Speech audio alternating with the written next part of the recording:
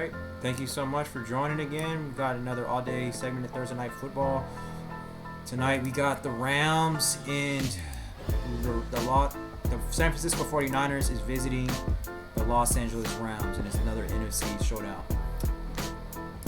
So I think that the Rams probably can pull this game off, even though the 49ers are pretty much they're getting back into their old form, and Brock Purdy is starting to get back to his old self, and he's starting to show that he can win without his star players. And Brock Purdy he's actually improving and getting better as a starting quarterback, and he's showing that he deserves a paycheck, and he's showing that he is the long-term answer, the franchise quarterback for the San Francisco 49ers. Brock Purdy is showing me what have been looking for in him for the past couple of years. He has been very consistent, he has been very efficient, he has been very effective, and he has been making an impact on the San Francisco 49ers franchise. I believe that he is well deserving of that contract. I believe that Brock Purdy is a top 10 quarterback. He has proven it. His weapons has not been there. Whether they have not shown up, whether they're falling off, or whether they have been injured. He is showing that he can still keep it together. His defense has not been the best this year, and Christian McCaffrey only played like a game or two this year. Deebo Samuel has been a non-factor, and Brandon Ayuk, he got injured earlier this season. Brock Purdy is starting to show connections with Jennings, which is I think that's a great sign. Jennings, it was his third receiver, and so outside of Ricky Pearsall, so I mean, I honestly don't know what else Brock Purdy needs to show. I think that I think it's well deserving that he needs to get a contract. Now, the 49ers don't have to sign him this year. I mean next year. I think they can go one more year without signing him, but just lock it up, man. I mean, this draft, there's really no quarterbacks that the 49ers is going to be able to get. I think it's time. I think it's time, and I don't think it's a risk to sign Brock Purdy. I think he's shown you what he can do. And I don't think he's going to be one of those quarterbacks that after you sign him, he just falls off the face of the earth, like a Daniel Jones situation. I don't think that's the situation. I don't think that's going to be the situation with Brock Purdy. Brock Purdy's a better quarterback than Daniel Jones. So the Rams, they have won 2 straight games in 6 of their past 8.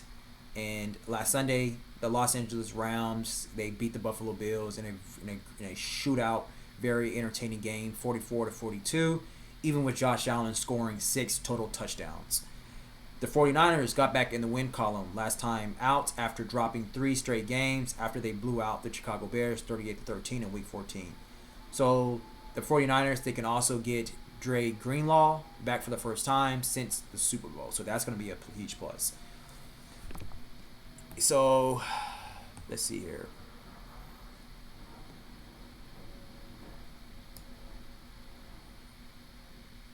Let's see. Is there anything else that I would like to go over?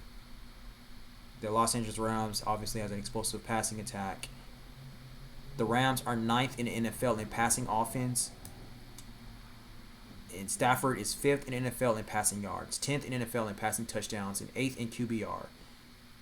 And Matthew Stafford has thrown for 200 plus yards in 5 straight games. Puka Nacua, he is a wide receiver that the 49ers is definitely going to have to game plan against. He's a crafty route runner. He has the athleticism and to win at all 3 levels. And he leads the team in receiving yards, receptions, and 3 touchdowns. And he has surpassed 100 receiving yards in 3 of his last 4 games. Cooper Kupp, he provides the offense with another reliable pass catcher, and he has a team best of 63 catches for 657 yards and 6 touchdowns, and he has 5 games with at least 80 yards. The 49ers, they rank 4th in total offense, 7th in both passing offense and rushing yards, and Brock Purdy, he ranks 12th in the league in passing yards, 6th in QBR, and 15 passing touchdowns. He has 3 games with 300 plus yards this year. So George Kittle, he has still been a very reliable and consistent tight end and an offensive weapon for Brock Purdy. and he leads the team in receiving yards at 800 and ranked 4th in receiving touchdowns. And he has gone over 80 receiving yards in 4 of his last 6 games. So last week against the Bills, he had finished with 6 catches with a season high of 151 receiving yards. So it's going to be pretty much probably an offensive game. The 49ers, their defense probably could show up this game, even especially with Greenlaw coming back in the lineup. So that could be something to look into. But the Rams, their offense is just too high powered. Even though the Bills' off defense has kind of struggled lately, and they may have some issues. They may not benefit as much with a subpar run defense that they was going up against with the Bills. The Bills' deep runs defense is probably their weakest link of the whole team. The 49ers, I don't believe that the 49ers is going to roll over against Blake Corum and oh God, I'm so mad I forgot the guy's name, Kyren Williams. What they probably can. They probably could overpower that because Kyren Williams and Blake Corum are 2 phenomenal running backs. I definitely like Blake Corum. I was looking for him to go into the Chargers. But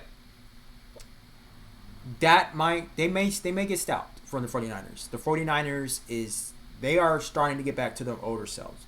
So they may come out there extremely physical against the Rams.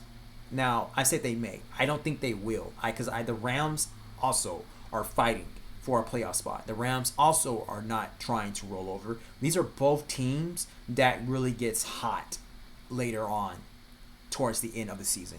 Both teams does. Both teams, these are both playoff teams. These are both teams that when they get to the playoffs, they are going to make noise, and whoever is playing against them it's not going to be a walk in the park. So even with the 49ers struggles, the Rams struggles, they both are 2 really good teams now. Like I said before, that teams they start off terrible, they end great. Some teams they start great, they end great. Some teams they start terrible, end great. And some teams are both. Some teams end terrible and start terrible and end terrible. It just depends on who the coach is, the organization, what's that team culture, and stuff like that. But this is going to be a very close game. It's really hard for me to think that this is going to be a high scoring game. If it is a high scoring game, I am going to bet my money on the Rams, not on the 49ers. I don't see the 49ers scoring that high. Even though I do believe that Brock Purdy, he is becoming a quarterback of his own. He is starting to mold into a franchise quarterback. He is getting better. He is developing. Brock Purdy is still young, and he still does not have a lot of starts under his belt. So, but one thing I do like about him is that he is developing. He's becoming better, a better quarterback, a better player. And he's also showing that he can produce in this offense no matter who the personnel is. And that's what I like. So I'm just going to go ahead and still get the edge to the Rams. I'm going to say the Rams is going to win this game. I was thinking that the Rams would probably drop 30. I still think they could drop 30 because they just have that type of offense that can do that. I'm going to say it's going to be 30-27. 30-27. I have enough faith that Brock Purdy is going to put up, he's going to probably get out there and throw 300 yards, and he's going to come out there and he's going to rock the show. He got George Kittle, he got Jennings, so I think that's going to be enough for him. Him and Jennings are starting to show really great connections. I don't think that the Rams have an answer. Like their pass defense is going to be all that effective, and so yeah, I'm going to say 30-27. We'll see what's up, and I'll come back for a Thursday night recap. Thank you so much for watching. We'll be back soon all day.